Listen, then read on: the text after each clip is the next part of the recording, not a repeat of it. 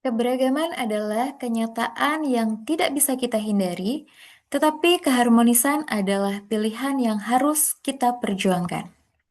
Selamat malam, Bapak Andi Gunardi. Perkenalkan, saya Yohana Sita Resmi dengan NIM 27025041111.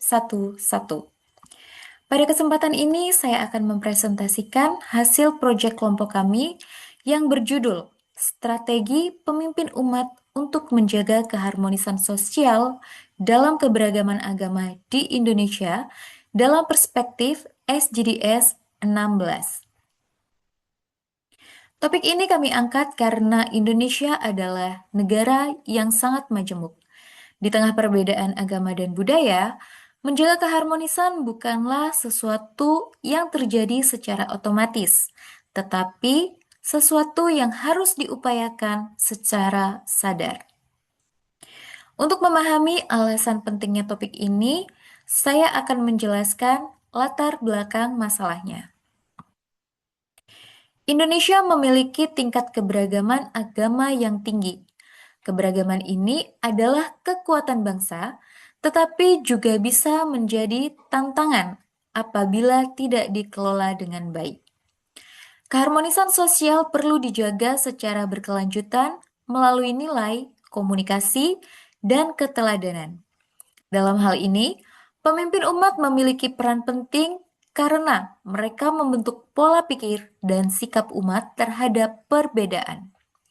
Hal ini juga relevan dengan SDGs 16 yang menekankan pentingnya perdamaian, keadilan, dan institusi yang tangguh sebagai fondasi pembangunan berkelanjutan. Berdasarkan latar belakang tersebut, kami kemudian merumuskan beberapa pertanyaan utama. Ada dua pertanyaan yang menjadi fokus penelitian kami.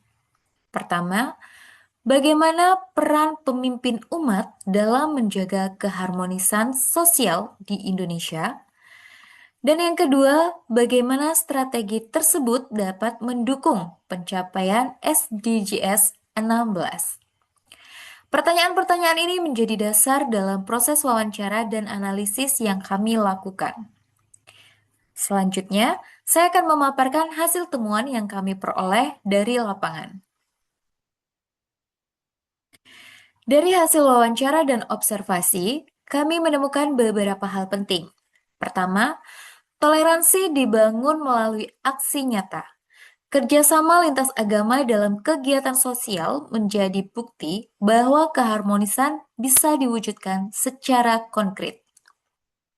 Kedua, dialog lintas agama sangat efektif dalam mencegah konflik dan kesalahpahaman. Ketiga, literasi digital menjadi sangat penting di era sekarang karena banyak konflik dipicu oleh hoax dan ujaran kebencian di media sosial. Dan yang keempat, keluarga memiliki peran besar dalam membentuk karakter toleran sejak dini. Berdasarkan temuan-temuan tersebut, kami kemudian merumuskan beberapa solusi yang dapat diterapkan. Solusi pertama adalah mengadakan program aksi sosial lintas agama agar tercipta interaksi langsung dan rasa kebersamaan. Solusi yang kedua, membangun komunikasi terbuka antar umat beragama untuk mengurangi prasangka dan kesalahpahaman. Solusi yang ketiga, meningkatkan literasi digital melalui edukasi dan kampanye anti-hoax agar masyarakat lebih bijak dalam menyaring informasi. Dan yang terakhir, memperkuat peran keluarga sebagai fondasi utama dalam menanamkan nilai toleransi dan empati. Setelah menjelaskan hasil dan solusi, saya ingin menyampaikan refleksi pribadi saya dari proyek ini.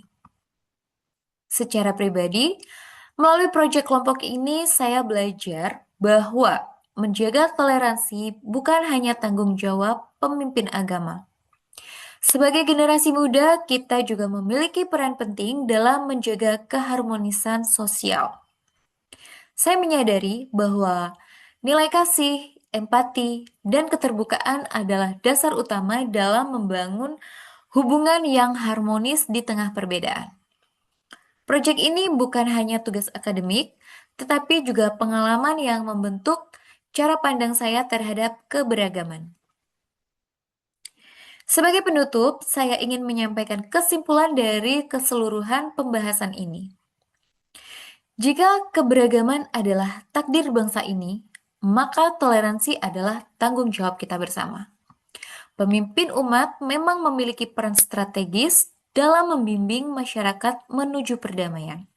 Namun, masa depan Indonesia yang harmonis tidak hanya bergantung pada para pemimpin, tetapi juga pada setiap individu yang memilih untuk menghargai perbedaan.